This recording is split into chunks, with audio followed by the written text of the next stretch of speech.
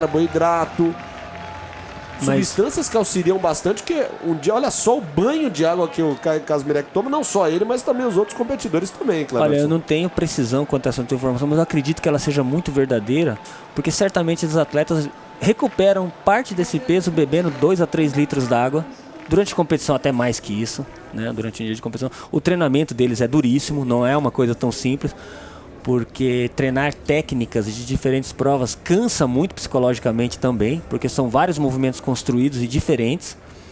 Então, tudo isso leva ao desgaste físico e psicológico, que o atleta tem que estar muito bem preparado para chegar no final do dia.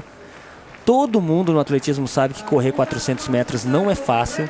Depois de você estar arrebentado de ter feito uns 100 metros, salto em distância, arremesso de peso, salto em altura, em competições táticas, estratégicas e que demandam muito tempo dentro da pista, correr um 400 metros fica muito mais difícil. Isso aí, destaque para você. Esta é a série 3, vencida pelo Ilya Shikroneniov, o russo, com a marca de 49, marca alta, hein, Cleberson? 49,00. É uma marca boa, vai dar uma pontuação muito boa para ele na competição, mas ele vai perder muito para os líderes, né, que correram na casa de 48,40, 48,50. Vai perder alguns pontos importantes, que vai ser bem difícil recuperar depois. Só destacando também para você a cena do canal Band Esportes, ainda hoje nós teremos o salto em distância feminino, 2 qualificatórios, 2 eliminatórios. E agora nós temos aí em destaque para você os 10 mil metros feminino, é a grande final. E agora as atletas já estão no aquecimento. Logo depois nós teremos 2 semifinais dos 100 metros com barreira feminino. E aí, encerrando a cerimônia, as medalhas entregues aos vencedores aí do arremesso de peso masculino. A gente falava do decathlon. O decathlon, para quem não sabe, uma prova de atletismo praticada apenas por homens, como a gente já destacou. 10 modalidades. A prova visa definir um atleta completo. Para conseguir esse título, o atleta ele precisa ter, como a gente já destacou, uma boa parte física, resistência física grande, aptidão para diferentes atividades. E o competidor é submetido a provas muito desgastantes. É isso mesmo, Cleberson. Os competidores podem perder até 6.500 calorias no final de um dia de prova. E são 2 dias e pontuados a cada diferente modalidade. No primeiro, participam dos 100 metros rasos, seguida pelo salto em distância, arremesso de peso, salto em altura e por último os 400 metros rasos. No segundo dia, os atletas eles participam dos 110 metros com barreira, lançamento de disco, salto com vara, lançamento de dardo e finalizando a prova, os 1.500 metros. O decathlon, que passou a fazer parte dos Jogos Olímpicos em 1904, primeiro medalhista olímpico da história foi o britânico Thomas Keely. O decathlon era composto por uma corrida com 100 jardas, salto em comprimento, lançamento de peso, salto em altura, marcha de 880 jardas, 120 jardas com barreira, salto com vara e corrida de 1 milha, lançamento de peso com 56 libras e aí sim fechando o lançamento de martelo. Em 1908 a modalidade ficou fora, voltando a participar em 1912, Cleberson. O decathlon é tradicionalíssimo, né? É o super-homem dos Jogos Olímpicos, é o campeão do decathlon. E realmente é um desgaste absurdo. Agora que eu fiquei sabendo dessa informação de 6.000 calorias no dia, acho que muita gente vai começar a praticar o decathlon aí para emagrecer. 6.000 calorias por dia, tá bom, não tá? Tá ótimo, eu somo. A pessoa some de qualquer maneira, eu sumo, por exemplo. A pessoa não tem como, vai sumir de qualquer jeito. Imagina, Cleberson, você que é magrinho, a gente com 6.000 calorias perdidas durante o dia, haja alimentação, hein? E a gente viu ali o arremesso do Tomasz Majewski, tá com dificuldade de entrar na prova, o Majewski, 20,83 até agora o melhor arremesso dele. Vamos acompanhar agora os 10.000 metros feminino. É a grande final, prova que já aí vai para o encerramento do nosso primeiro dia de competições aqui no estádio Letzigrund.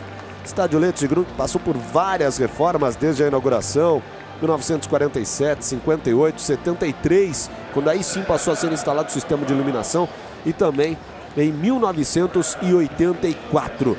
Acompanhando aí os 10.000 metros, eu estou dando uma rápida olhada aqui nos números da melhor marca do ano, Cleberson. Queria destacar aqui, olha só, 2 atletas apenas com a marca desse ano abaixo dos 32, hein?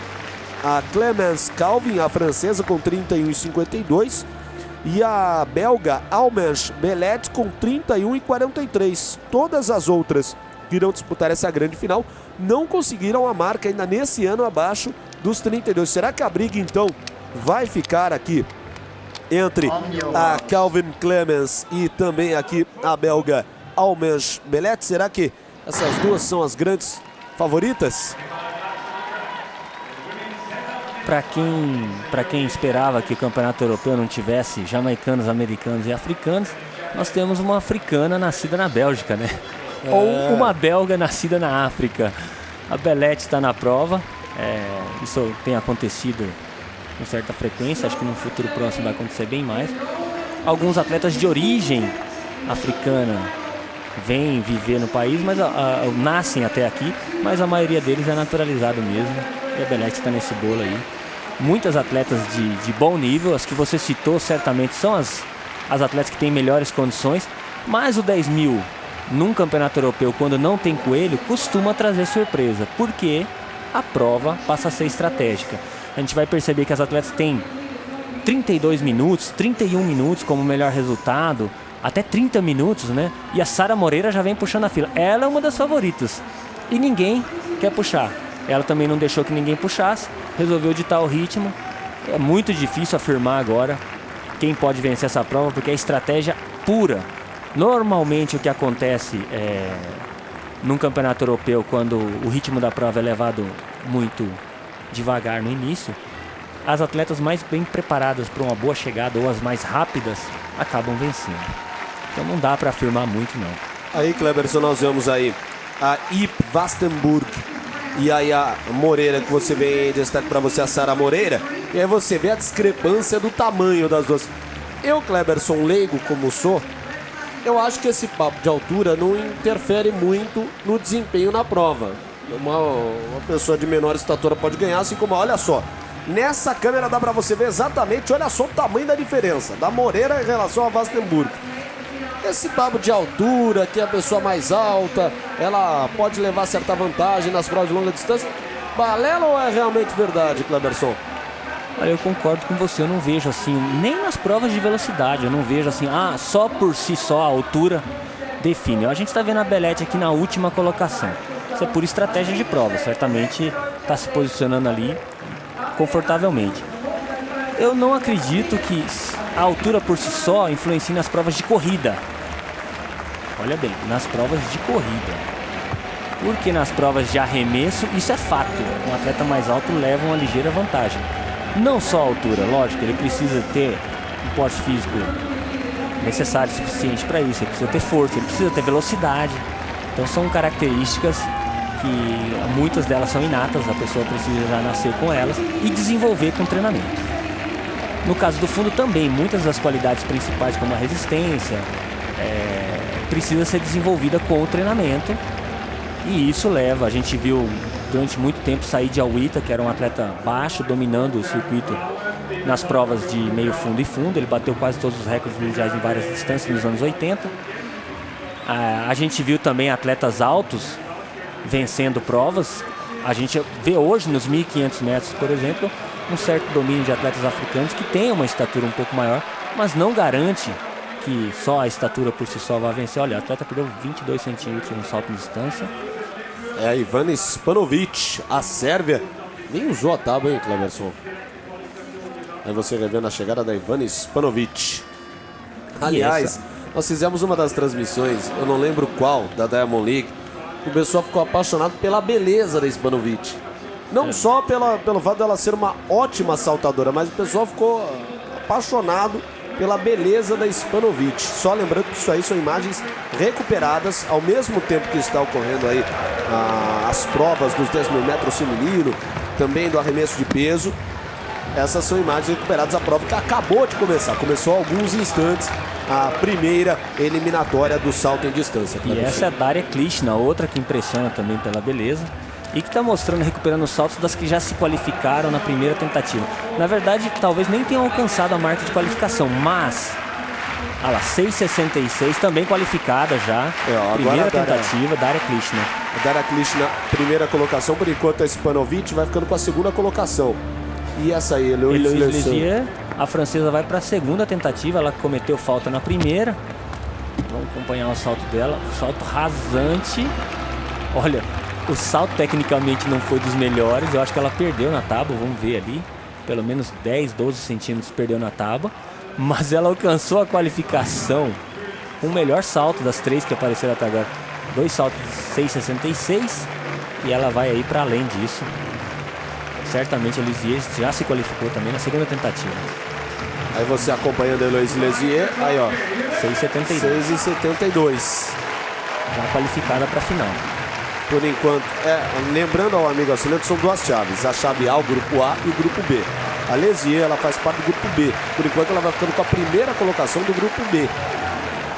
E voltando aí ao assunto da estatura, que você bem citou, a gente falava de Asbel Kiprop, que é um atleta alto, corre muito bem os 1.500 metros. E que isso por si só não garante, porque agora ele vem sendo aí ultrapassado por alguns dos atletas que não têm tanta estatura.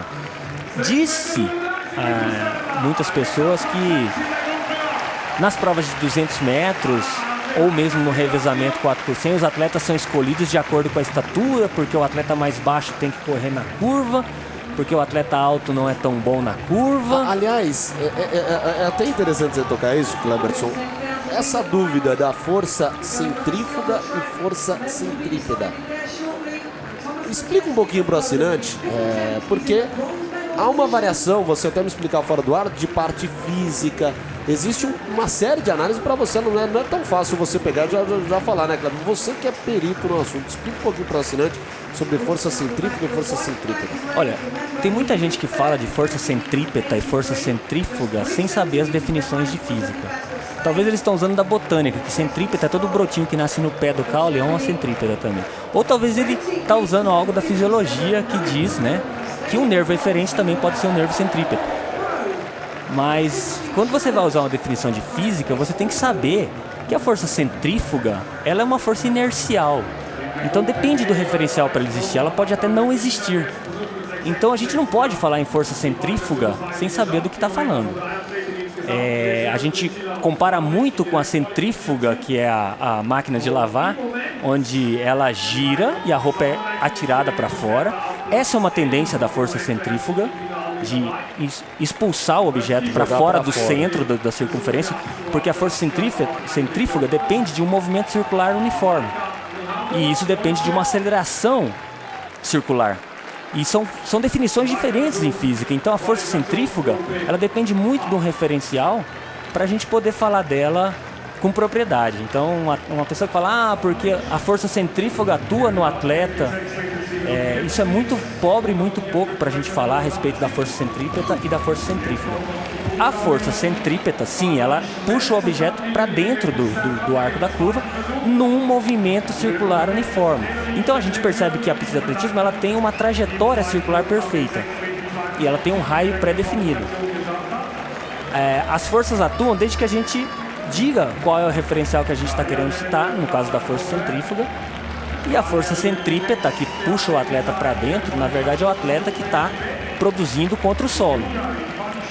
O que faz a diferença é uma boa técnica de corrida em curva. Um atleta que tecnicamente é bom na corrida de curva, e nós tivemos atletas bons, assim como Vicente Lenilson, que foi aí ensinado pelo André Domingos, que também foi um excelente corredor de curva, porque eles tinham a técnica necessária. E a gente vê que o Vicente Lenilson é muito baixo, e a gente vê que o André Domingos é muito alto. E muita gente diz que o atleta baixo é melhor para a curva. Isso não é verdade, porque senão o Usain Bolt não sairia na frente na reta de todo mundo, e ele sendo o atleta mais alto de todos. Então quando uma pessoa vai falar de força centrípeta e força centrífuga, no mínimo ela deveria se informar sobre as definições da física, quanto o que realmente isso representa. Por sorte eu fiz engenharia por algum tempo, eu tenho algumas informações a respeito disso, mas a gente não pode falar sobre força centrífuga e força centrípeta quando a gente vai falar na corrida sem ter propriedade no assunto. Aí o David Storr, cometeu falta novamente, o treinador dele vai aparecer ali quebrando a arquibancada uma hora. Sem dúvida, porque a segunda, na primeira ele teve 20,75, na segunda ele quebrou, ele só tem mais uma. Tudo bem que ele lidera no momento a situação, mas o Storr está desperdiçando muitas chances, Cleberson. Está desperdiçando muito. Ele continua com a liderança com 21,41, mas isso está ameaçado, né? Para encerrar o assunto da altura e das forças que atuam sobre o corpo, em corridas de longa distância a gente percebe que as forças atuam menos na curva. O atleta precisa controlar, assim. Nas provas de velocidade atuam um pouco mais, mas não é fator determinante, assim como a altura não é fator determinante. Para correr bem a curva, você